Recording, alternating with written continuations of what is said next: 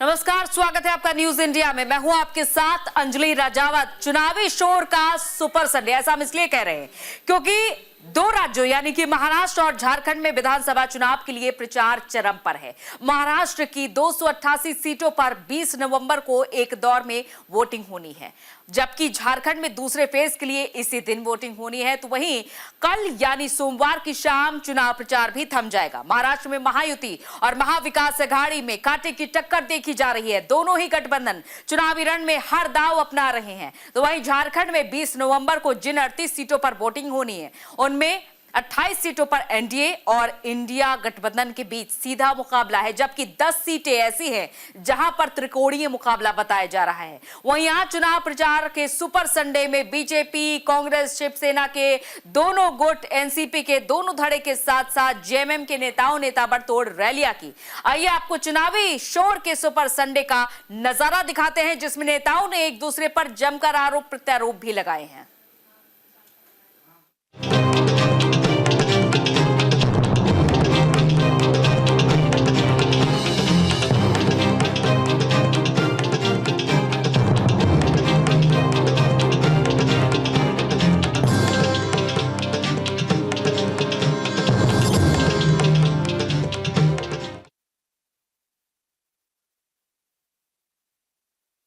तो सबसे पहले चुनावी शोर के सुपर संडे में बात सीएम योगी आदित्यनाथ की करते हैं। उन्होंने पुणे में एक चुनावी रैली में कांग्रेस पर निशाना साधा। योगी ने कहा कि मैं यहां लोगों को कांग्रेस और उनके गठबंधन को लेकर आगाह कर रहा हूं, क्योंकि महाराष्ट्र की भूमि को विभाजित करने के लिए किए जा रहे नापाक कोशिश की जा रही है।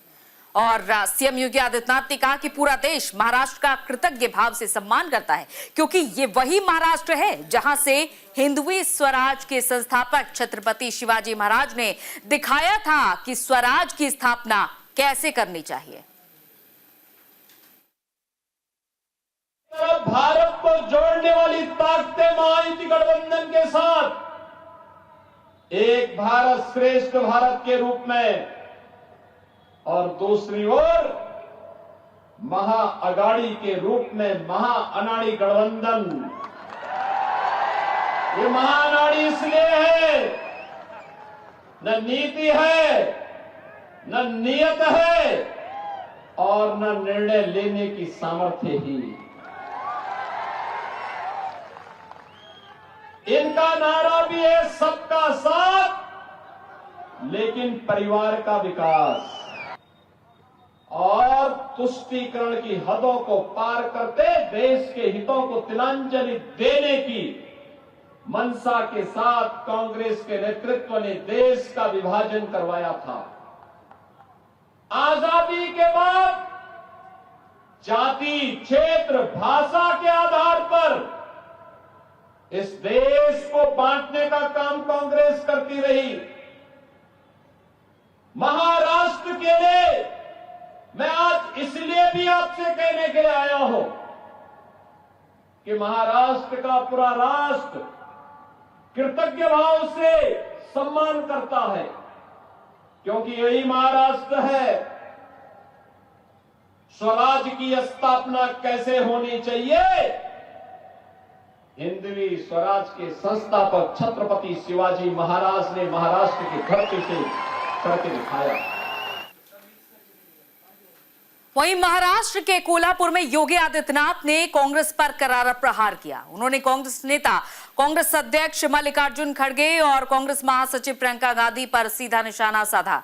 योगी आदित्यनाथ ने आरोप लगाया कि कांग्रेस नेता का सच्चाई से कोई सरोकार नहीं है। आतंकवाद, नक्सलवाद और देश की सुरक्षा को लेकर प्रियंका हमेशा गुमराह करती हैं। तो वहीं कांग्रेस के अध्यक्ष मल्लिकार्जुन खड़गे हैं, उम्र दराज हैं, फिर सच नहीं बोलते। योगी ने आगे सवाल करते हुए पूछा कि जब मैं 1947 में खड़गे के परिवार के जलाए जाने पर पूछता हूं कि उन्हें अच्छा नहीं लगता है, लेकिन उन्हें बताना चाहिए कि निजाम था कौन और ये रजाकर कौन थे जिन्होंने ये किया।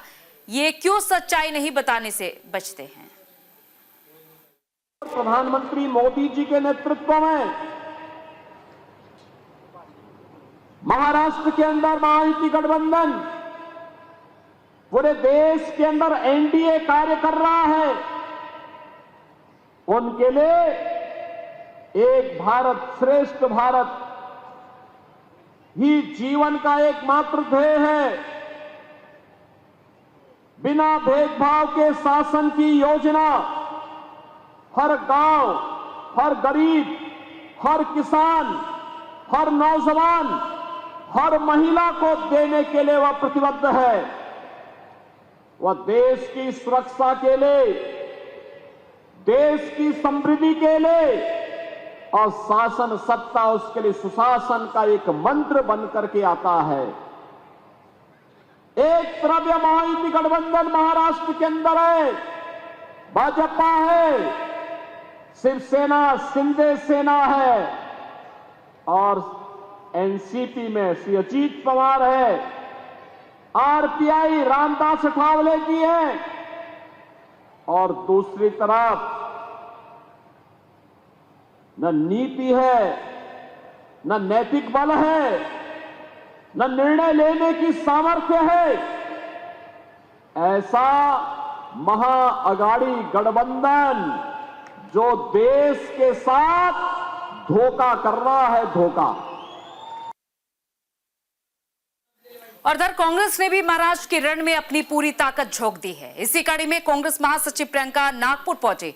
प्रियंका ने नागपुर में रोड शो किया और रोड शो में जन सैलाब दिखा। प्रियंका गांधी ने हाथ हिलाकर लोगों का यहां पर अभिवादन भी स्वीकार किया। प्रियंका ने कांग्रेस प्रत्याशी के लिए वोट भी मांगे। और आपको बताते चले कि प्रियंका गांधी ने नागपुर मध्य विधानसभा क्षेत्र के कांग्रेस उम्मीदवार बंटी शेलके के लिए प्रचार प्रसार किया। यहां सियासी मुकाबला कांग्रेस के बंटी शेलके और बीजेपी के प्रवीण ददके के बीच है। रोड शो के दौरान एक चौराहे पर बीजेपी और कांग्रेस कार्यकर्ता आमने सामने भी आ गए।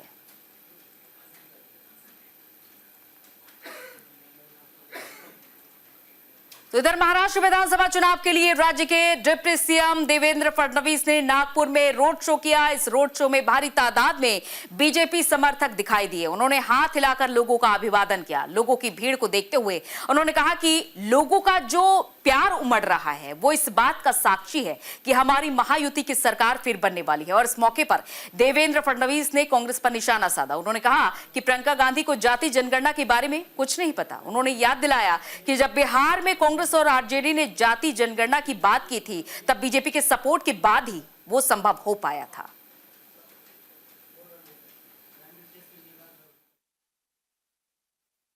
साक्षी है कि लोग हमको चुनकर देना चाहते, महायुति की सरकार लाना चाहते। प्रियंका जी को कास्ट सेंसस के बारे में कुछ पता भी नहीं है और उनको शायद मालूम नहीं है बिहार में कास्ट सेंसस हुआ, बीजेपी ने सपोर्ट किया, उसके बाद ही वो हो पाया।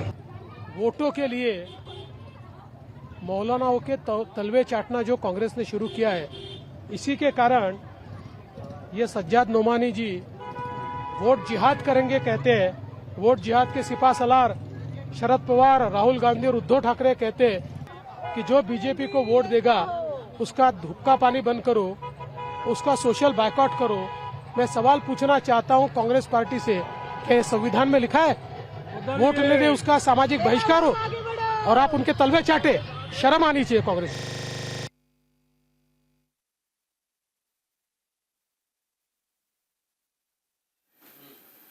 तो नागपुर में महाराष्ट्र के डिप्टी सीएम देवेंद्र फडणवीस जहां समर्थकों के बीच नजर आए और प्रत्याशी के समर्थन में यहां पर चुनाव प्रचार प्रसार करते हुए नजर आए। हालांकि ये प्रचार प्रसार कल थमने भी वाला है, लेकिन इस बीच ये देखा जा रहा है चाहे वो कांग्रेस हो या फिर बीजेपी अपने समर्थकों के बीच में जा रहे हैं और प्यार बटोरने की कोशिश कर रहे हैं। जाहिर तौर पर यहां पर जन समर्थन कैसे जुटाना है ये तमाम पार्टियां इसी सूझबूझ में लगी रही और कल का जो समय रहेगा वो इन पार्टियों के लिए बहुत कम समय रहेगा, क्योंकि 20 नवंबर को विधानसभा चुनाव होना है महाराष्ट्र में भी और इस दौरान जन समर्थन जुटाने की पूरी कोशिश। और महाराष्ट्र के जलगांव में राजस्थान के मुख्यमंत्री भजनलाल शर्मा ने महाराष्ट्र चुनाव को लेकर अपनी प्रतिक्रिया दी और कहा कि महायुति की सरकार बहुत बड़े बहुमत के साथ बन रही है। जनता को प्रधानमंत्री मोदी पर विश्वास है, इसीलिए यहां डबल इंजन की सरकार बनेगी। साथ ही उन्होंने कांग्रेस पर जमकर हमला भी बोला और कहा कि कांग्रेस और उनका गठबंधन झूठ और लूट की दुकान है।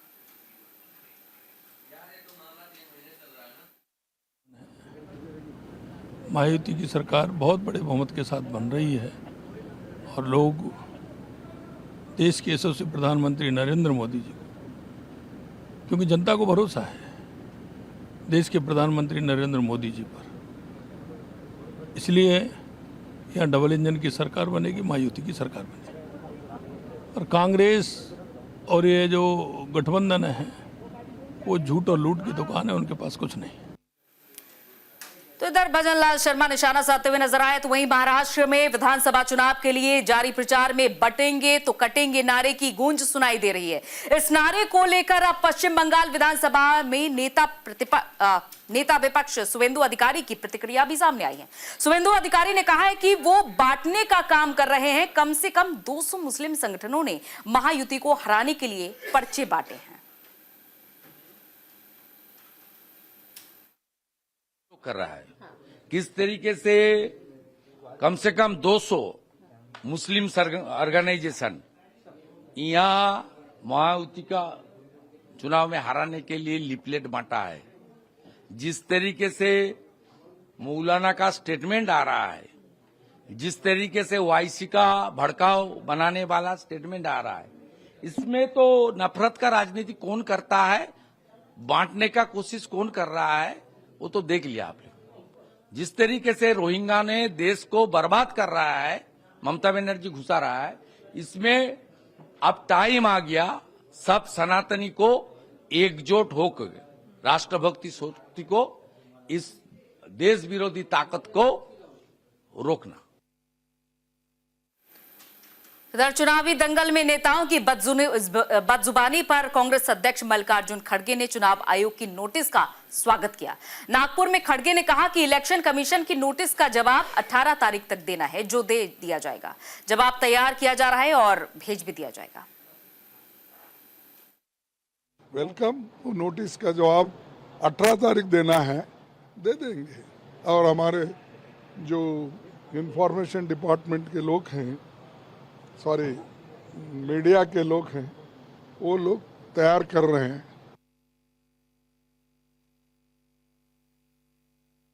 इधर झारखंड में दूसरे फेज के लिए 20 नवंबर को वोटिंग होनी है और इसी कड़ी में बोकारो में बीजेपी के राष्ट्रीय अध्यक्ष और केंद्रीय मंत्री जेपी नड्डा ने जनसभा को संबोधित किया है। इस दौरान उन्होंने राहुल गांधी पर भी जमकर निशाना साधा और कहा कि राहुल गांधी आजकल ओबीसी पर चर्चा कर रहे हैं। वो संविधान लेकर घूमते हैं, लेकिन उन्हें ओबीसी की चिंता नहीं है।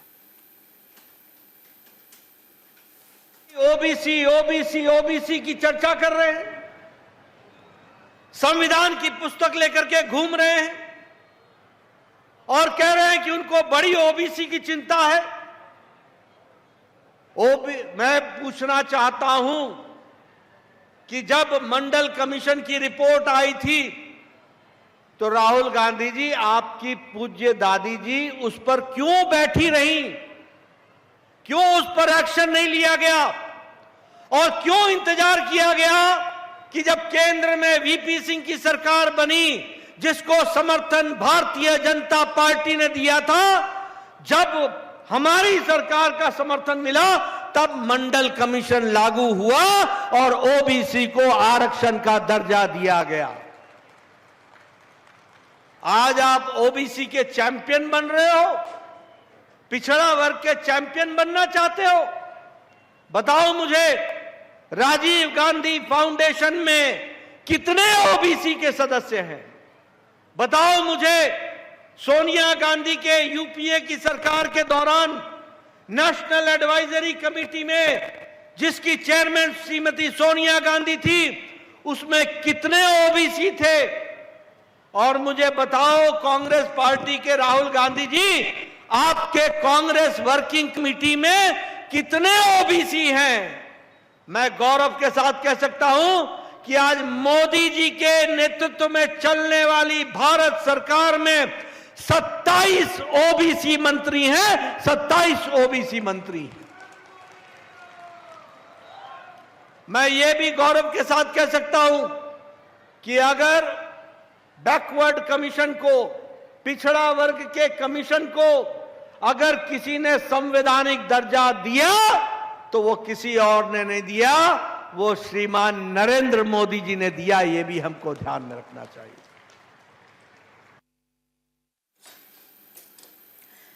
उधर झारखंड विधानसभा चुनाव के दौरान गोड्डा के महेशपुर में असम के मुख्यमंत्री हिमंता बिस्वा शर्मा की जनसभा हुई। भारी संख्या में लोगों की भीड़ भी यहां पर एकजुट हुई और सीएम हिमंता बिस्वा शर्मा को देखने लोग वहां पर एकजुट हुए। जनसभा के दौरान गोड्डा का युवा भी यहां बड़ी संख्या में नजर आया। इस दौरान शर्मा ने सहारा का जिक्र करते हुए कहा कि सहारा में जिसका पैसा डूबा है बीजेपी सरकार बनते ही पाई पाई लौटाएगा। उन्होंने ये भी कहा कि उन्होंने हेमंत सोरेन सरकार पर भी निशाना साधा, उनके वादे को याद दिलाया और कहा कि जब लड़कियों की शादी होगी तो उनको सोने का सिक्का मिलेगा। ये सोने का सिक्का कहां गया? आगे कहा कि चुनाव में बीजेपी के पक्ष में परिणाम बहुत अच्छे होंगे। प्रधानमंत्री मोदी मशीन से जलेबी नहीं बनाते हैं, राहुल गांधी बनाते हैं।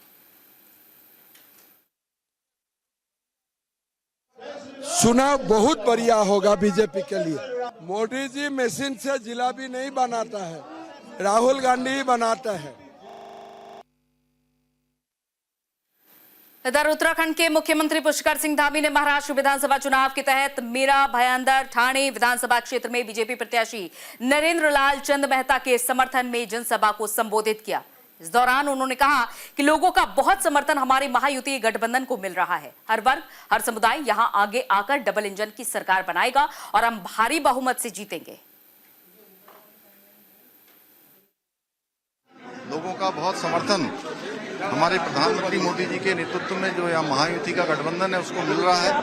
और मैं अनेक स्थानों पर देख रहा हूँ हर वर्ग हर समुदाय हर समाज आगे आकर यहाँ पर डबल इंजन की सरकार बनाएगा और भारी बहुमत से इस बार ऐतिहासिक जीत होगी। यहाँ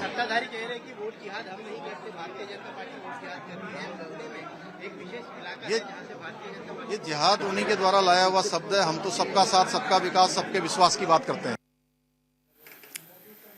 और इधर बात करते हैं झारखंड के दुमका की, जहां बीजेपी नेता अर्जुन मुंडा ने कहा कि संथाल परगना में बीजेपी की स्थिति बेहद अच्छी है। उन्होंने ये भी कहा कि पहले फेज में कोल्हान में बीजेपी का प्रदर्शन अच्छा रहा। अर्जुन मुंडा ने आगे कहा कि झारखंड में बीजेपी की सरकार बनेगी तो राज्य में घुसपैठियों की पहचान भी की जाएगी।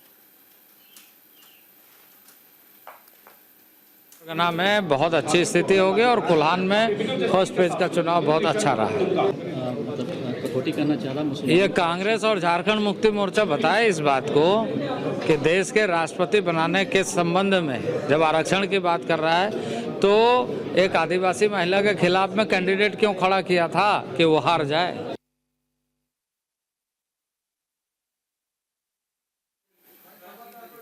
और चलिए अब बात करते हैं यूपी की। यूपी के कटहरे विधानसभा में एक चुनावी रैली में समाजवादी पार्टी अध्यक्ष अखिलेश यादव ने हुंकार भरी। उन्होंने आरोप लगाया कि यूपी की डबल इंजन सरकार है, लेकिन आपसी कल की वजह से राज्य की दुर्दशा हो रही है, आपसी कलह की वजह से। उन्होंने कहा कि वहीं उन्होंने ये भी कहा कि सीएम योगी के नारे की वजह से महाराष्ट्र में महायुति में तकरार चरम पर है, जिससे महाराष्ट्र में महायुति की हार तय है। लखनऊ और दिल्ली वाले इंजन टकरा रहे हैं आपस में। जो लोग बारीकी से राजनीति को समझते होंगे वो जानते होंगे कि दिल्ली और लखनऊ में इंजन टकरा रहे हैं और उस टकराने के तमाम उदाहरण हैं। अभी तक सरकार अपना डीजीपी नहीं अपॉइंट कर पाई है क्योंकि दिल्ली का इंजन किसी और को चाहता है, यूपी का इंजन किसी और को चाहता है, इसीलिए कार्यवाहक आपके पास है। अभी तक फुल डीजीपी नहीं बन पाए हैं और अभी तो हम लोगों ने हाल ही में देखा है कि इनके अब तो नारे भी टकराने लगे हैं। पहले इंजन टकरा रहे थे, अब इनके नारे टकरा रहे हैं। और सच्चाई तो ये है कि जो लोग समाज में अपने नारे के माध्यम से बारूद बिछा रहे थे उन्हें खुद पता लग गया है कि उनकी कुर्सी हिलाने के लिए लोग कुर्सी तक सुरंग बना रहे हैं।